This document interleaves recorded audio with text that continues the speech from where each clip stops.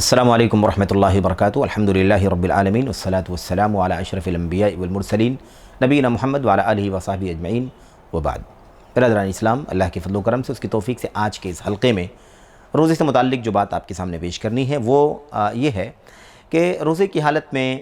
कुछ चीज़ें ऐसी हैं जो मुबाह हैं, जायज़ हैं, शरीयत इस्लामिया में उनके बारे में आसानी फ़राहम की गई है, रुख़सत रखी गई है, इसलिए उसे हमें हराम नहीं समझना है, हमें उसे नाजायज़ नहीं समझना है, उसे कतराना कोई ज़रूरी नहीं है, बल्कि हमें अल्लाह तबारक व तआला की तरफ से ये आसानी है कि रोज़े की हालत में चंद चीज़ें ऐसी हैं जो मुबाह हैं और जायज़ हैं, हम उसे कर सकते हैं। और ज़ाहिर है कि अल्लाह तबारक व तआला का दीन बड़ी हिकमतों से भरा हुआ है। जहाँ बहुत ज़्यादा ज़हमतें हैं वहाँ इस्लाम के अंदर आसानियाँ फ़राहम की गई हैं और ये भी उसका बुनियादी पहलू है। मेरे भाइयों, सबसे पहली चीज़ इस सिलसिले में ये है कि इंसान मुबाशरत करे, अपनी बीवी से सोहबत करे, जिमा करे और उसी हालत में सुबह हो जाए। सुबह हो जाए यानी उठे और ऐसी सूरत में वो सहरी करे मेरे भाइयों, और सहरी करने के बाद सुबह सादिक हो जाए। ज़ाहिर है सुबह सादिक होते ही रोज़े की शुरुआत हो जाती है, तो ऐसी सूरत में कोई हरज नहीं है। यानी ऐसा बिल्कुल भी ज़रूरी नहीं है कि इंसान सुबह सादिक होने से पहले ही गुस्ल करना उसके लिए ज़रूरी है। जनाबत की हालत में रोज़े की शुरुआत नहीं हो सकती है, या अपनी बीवी से सोहबत करने की वजह से वो उस हालत में रोज़े का आगाज़ नहीं कर सकता है, ऐसी कोई बात नहीं। आसानी रखी गई है, यानी उस हालत में भी अगर सुबह सादिक हो जाती है तो कोई हरज नहीं है। अलबत्ता अब उसके लिए नमाज़ पढ़ना है, फ़जर की नमाज़ पढ़ना है उसे, तो फ़जर की नमाज़ पढ़ने के लिए ज़ाहिर है कि पाकी ज़रूरी है, पाकी मतलूब है, शर्त है, तो अब उसके लिए गुस्ल करना ज़रूरी है, तो अब वो गुस्ल कर ले, गुस्ल करके फ़जर की नमाज़ पढ़ ले। लेकिन ज़ाहिर है कि ये आसानी रखी गई है कि इंसान सोहबत करके सुबह करे और सुबह सादिक उसी हालत में हो जाए, रोज़ा शुरू हो जाए, उसके रोज़े पर इसका कोई असर नहीं पड़ेगा, क्योंकि ज़ाहिर है कि रोज़े की हालत में ये चीज़ हराम है सोहबत करना। ये जो सोहबत हुई है ये रोज़े से पहले हुई है, रोज़े की शुरुआत से पहले हुई है, और ऐसा करने में कोई हर्ज की बात नहीं है। अलबत्ता नमाज के लिए उसे पाकी हासिल करना ज़रूरी है। तो ये चीज़ हमें समझ लेनी चाहिए कि ये आसानी है कि इंसान सोहबत करके जनाबत की हालत में, जिसको जनाबत कहा जाता है, जनाबत की हालत में रोज़ा शुरू कर सकता है। इस सिलसिले में नबी करीम सल्लल्लाहु अलैहि वसल्लम की रिवायत है, हज़रत उम्मुल मोमिनीन हज़रत उम्मे सलमा रज़ी अल्लाह तआला अन्हा, हज़रत आयशा सिद्दीक़ा रज़ी अल्लाह तआला अन्हा ये बयान फरमाती हैं, कहती हैं कि मैं गवाही देती हूँ अल्लाह के रसूल सल्लल्लाहु अलैहि वसल्लम के बारे में, इन्नहु काना लयुस्बिहु जुनुबन मिन जिमाइन गैर इह्तिलामिन सुम्मा यसूमुहु। अल्लाह के नबी अलैहिस्सलाम के बारे में गवाही देती हूँ कि नबी करीम सल्लल्लाहु अलैहि वसल्लम जिमा करके यानी बीवी से सोहबत करके सुबह करते थे, यानी उसकी वजह से जनाबत होती थी और आप उसी हालत में सुबह करते थे और फिर आप रोज़ा रखते थे। ये चीज़ एहतिलाम की वजह से नहीं होती थी, यानी साफ़ कह रही हैं किसी को शुबा नहीं होना चाहिए कि एहतिलाम की बुनियाद पर, नहीं, एहतिलाम नहीं, एहतिलाम तो और भी ज़्यादा हल्की चीज़ है इस माने में कि अगर रोज़े की हालत पे भी इंसान को एहतिलाम हो जाए तो उसके रोज़े पर कोई असर नहीं पड़ेगा, क्योंकि एहतिलाम में इंसान को कोई इख्तियार नहीं होता। लेकिन अल्लाह के नबी अलैहिस्सलाम के बारे में कहती हैं कि मैं गवाही देती हूँ कि अल्लाह के नबी अलैहिस्सलाम बीवी से मुबाशरत करने की वजह से जुनबी होते थे, एहतिलाम की वजह से नहीं, और फिर आप उसी हालत में रोज़ा शुरू करते थे, रोज़ा रखते थे। ये बहुत ही वाज़ेह है कि अल्लाह के नबी सल्लल्लाहु अलैहि वसल्लम ने उम्मत को ये चीज़ उम्मत के लिए आसानी फ़राहम फरमाई है। ऐसे ही एक शख्स नबी करीम सल्लल्लाहु अलैहि वसल्लम के पास आया और उसने कहा, अल्लाह के नबी अलैहिस्सलाम मैं जो है जनाबत की हालत में होता हूँ और रोज़ा शुरू हो जाता है, तो क्या मैं रोज़ा रख सकता हूँ? अल्लाह के नबी अलैहिस्सलाम ने फरमाया कि हाँ, कोई मसला नहीं है, मैं भी जनाबत की हालत में रोज़े को शुरू करता हूँ, इसमें कोई हर्ज की बात नहीं। तो मेरे भाइयों, कहने का मतलब ये है कि आप सल्लल्लाहु अलैहि वसल्लम जब उसको जवाब दिया कि मैं भी ऐसा करता हूँ, इसमें कोई हर्ज नहीं है, तो उस शख्स ने कहा, अल्लाह के नबी सल्लल्लाहु अलैहि वसल्लम आपका मकाम अलग है, आप हमारी तरह नहीं हैं, हम उम्मत के आम अफराद हैं, आप अल्लाह के नबी हैं, आपके लिए रुखसत होगी, आपके लिए ज़्यादा आसानियाँ होंगी, आपके लिए अल्लाह तबारक व तआला की तरफ से कुशादगी होगी। इस तरह की बात उस शख्स ने कहना चाहा, तो अल्लाह के नबी अलैहिस्सलाम ने फरमाया, अल्लाह की कसम मुझे उम्मीद है कि मैं तुम में सबसे ज़्यादा अल्लाह से डरने वाला हूँ। अल्लाह तबारक व तआला सबसे ज़्यादा तुम में सबसे ज़्यादा अल्लाह तबारक व तआला के तक़वे की चीज़ों को جاننے والا ہوں، تم کیسے اس طرح کی بات کرتے ہو کہ نبی کا معاملہ الگ ہے، امتیوں کا معاملہ الگ ہے؟ ایسی کوئی بات نہیں، سب کے لیے یہی حکم ہے میرے بھائیو۔ تو اسے پتہ چلتا ہے کہ ایسا کرنا جائز ہے، اس میں کوئی قباحت کی بات نہیں ہے۔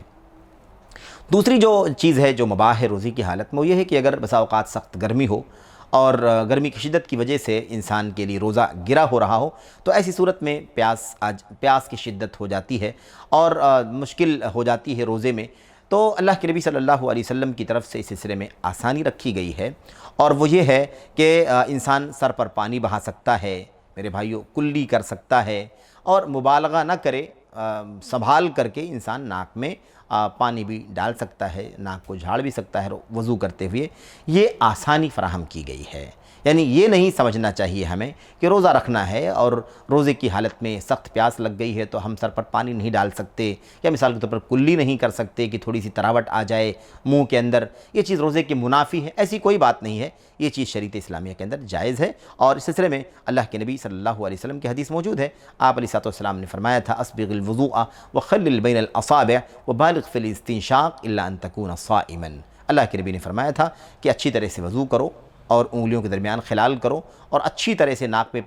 پانی داخل کرو وضو کے دوران، الا ان تکون صائما، سوائے اس کے کہ تم روزے کی حالت میں ہو۔ تو روزے کی حالت میں پانی ڈالنے سے منع نہیں کیا گیا، لیکن بہت زیادہ مبالغہ کرنے سے منع کیا گیا۔ تو مبالغہ کرنا یہ چیز درست نہیں ہے، اسے ثابت ہوتا ہے کہ روزے کی حالت میں کلی کرنا، ناک میں پانی ڈالنا، اس میں کوئی قباحت نہیں ہے۔ ایسے اس کے علاوہ اللہ کے نبی صلی اللہ علیہ وسلم کے صحابہ سے بہت سارے آثار مروی ہیں میرے بھائیو، خود نبی کریم صلی اللہ علیہ وسلم سے بھی حدیث مروی ہے۔ صحابی بیان کرتے ہیں کہ میں نے نبی کریم صلی اللہ علیہ وسلم کو عرج کے مقام پر دیکھا کہ آپ روزے کی حالت میں تھے اور سخت پیاس لگی ہوئی تھی، سخت گرمی کا ماحول تھا۔ اللہ کے نبی صلی اللہ علیہ وسلم اپنے سر پر پانی اڑیل رہے تھے، پانی ڈال رہے تھے تاکہ تھوڑی سی تراوٹ حاصل ہو جائے اور گرمی کی شدت کم ہو جائے۔ تو ایسا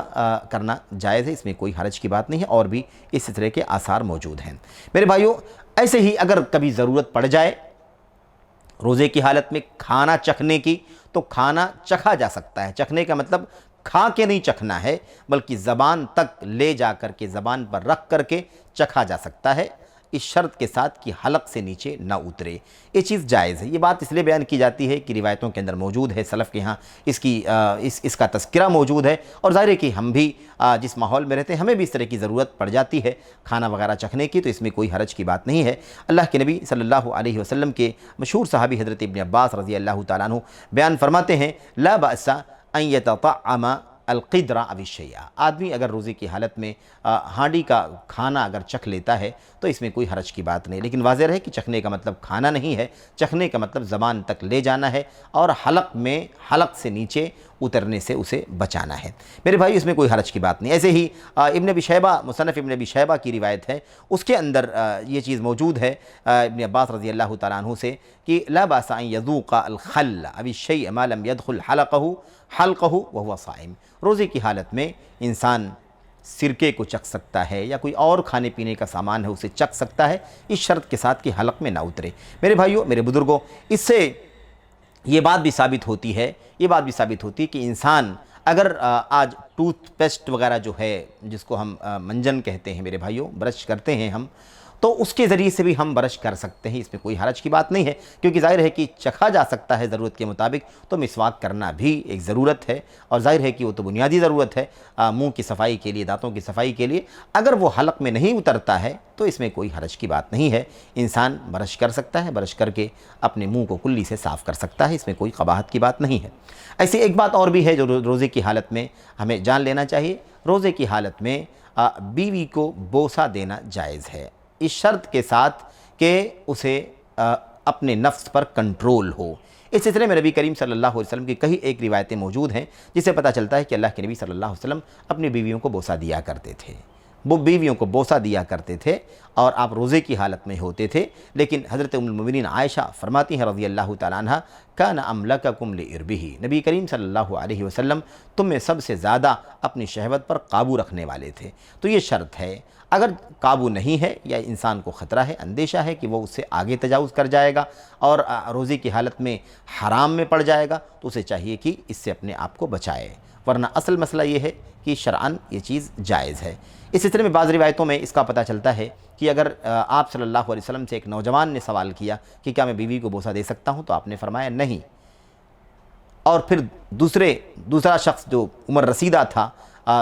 بوڑھا شخص، اس نے سوال کیا کہ کیا میں بیوی کو بوسہ دے سکتا ہوں، تو اللہ کے نبی علیہ السلام نے اسے فرمایا ہاں تمہارے لیے جائز ہے۔ بہرحال اس سلسلے میں یہی تعویل ہے، توجیہ ہے کہ اللہ کے نبی صلی اللہ علیہ وسلم نے اس چیز کو ملحوظ رکھا ہے کہ جوان شخص جو ہوتا ہے وہ کم قابو رکھ پاتا ہے، جبکہ عمر رسیدہ شخص زیادہ قابو والا ہوتا ہے۔ تو بہرحال اس خیال کیا گیا ہے، اور اس کا خلاصہ یہی ہے کہ بسا اوقات ایسا بھی ہو سکتا ہے کہ جوان بھی قابو رکھے تو اس کے لیے چیز جائز ہوگی، اور کبھی ایسا بھی ہو سکتا ہے کہ عمر رسیدہ شخص نہ قابو رکھ سکے تو اس کے لیے چیز درست نہیں ہوگی، کیونکہ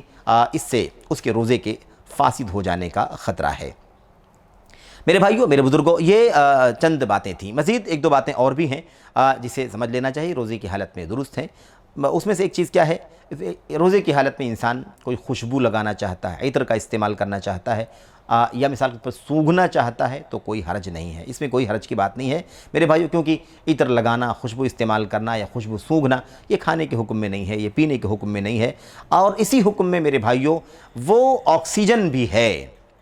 خاص طور پر جس کو اس وقت جس کی سخت ضرورت بھی پڑتی ہے مریضوں کو، وہ آکسیجن ہے جو انسان منہ پہ لگا کر کے چھوٹے سے آلے کے ذریعے سے لیتا ہے۔ وہ عام طور پر دمے کے جو مریض ہوتے ہیں یا سانس وغیرہ کے جن کو تکلیف ہوتی ہے، ایسے مریض عام طور پر آکسیجن لیتے ہیں، بھاپ لیتے ہیں، جس کے ذریعے سے انہیں سانس لینے میں آسانی ہوتی ہے، اور دمے کے مریضوں کو افاقہ ہوتا ہے، تو ایسا کرنے میں کوئی حرج نہیں ہے، اسی حکم میں ہے، کیونکہ جب خوشبو لینا جائز ہے، سونگھنا جائز ہے، تو ایسی صورت میں میرے بھائیوں، میرے بزرگوں، آکسیجن کا استعمال کرنا بھی جائز ہے، جیسا کہ امت کے علماء نے اس چیز کا فیصلہ فرمایا ہے۔ ایسے ہی روزے کی حالت میں جو چیزیں جائز ہیں وہ یہ ہیں کہ انسان بھول چوک کر کے کھانا کھا لے، بھول چوک کر کے پانی پی لے مثال کے طور پر، تو اس کے روزے پر کوئی اثر نہیں پڑے گا۔ یعنی ایسا نہیں ہونا چاہیے کہ انسان نے بھول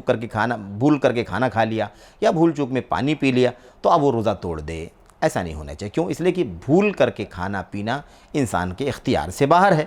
اللہ تبارک و تعالیٰ نے اسے کھلایا ہے، اللہ تعالیٰ نے اسے پلایا ہے، اس لیے اس کے روزے پر اس کا کوئی اثر نہیں پڑے گا۔ میرے بھائیو، اللہ کے نبی علیہ السلام نے فرمایا اذا نسی فاکل او شرب فلیتم صومہ، جب کوئی آدمی بھول کر کے کھا لے اور پانی پی لے تو اسے چاہیے کہ اپنا روزہ پورا کرے، کیونکہ اسے اللہ تعالیٰ نے کھلایا ہے اور پلایا ہے۔ تو یہ چیز ہمیں جان لینی چاہیے کہ اس سے روزے پر کوئی فرق نہیں پڑتا ہے۔ میرے بھائیو، میرے بزرگوں، یہ چند موٹی باتیں تھیں جو روزے کی حالت میں جائز ہیں، مباح ہیں، اس میں کوئی قباحت نہیں ہے، اسے ہمیں جاننا ضروری تھا تاکہ ہم اپنے روزوں کے سلسلے میں بلا وجہ کسی شدت میں مبتلا نہ ہو جائیں اور اپنے آپ کو مشقت پہ نہ ڈال لیں کہ وہ چیز جائز ہے لیکن ہم اس سے اپنے آپ کو بچا رہے ہیں اور مشقت کا سامنا کرنا پڑ رہا ہے، اس سے ہمیں آسانی ہو جائے۔ اس لیے ہمیں چاہیے کہ ہم اللہ کے نبی صلی اللہ علیہ وسلم کی سنت کی روشنی میں ان باتوں پر عمل کریں۔ دعا ہے کہ اللہ عز و جل ہمیں اس پر عمل کرنے کی توفیق عطا فرمائے، آمین رب العالمین۔ السلام علیکم ورحمۃ اللہ وبرکاتہ۔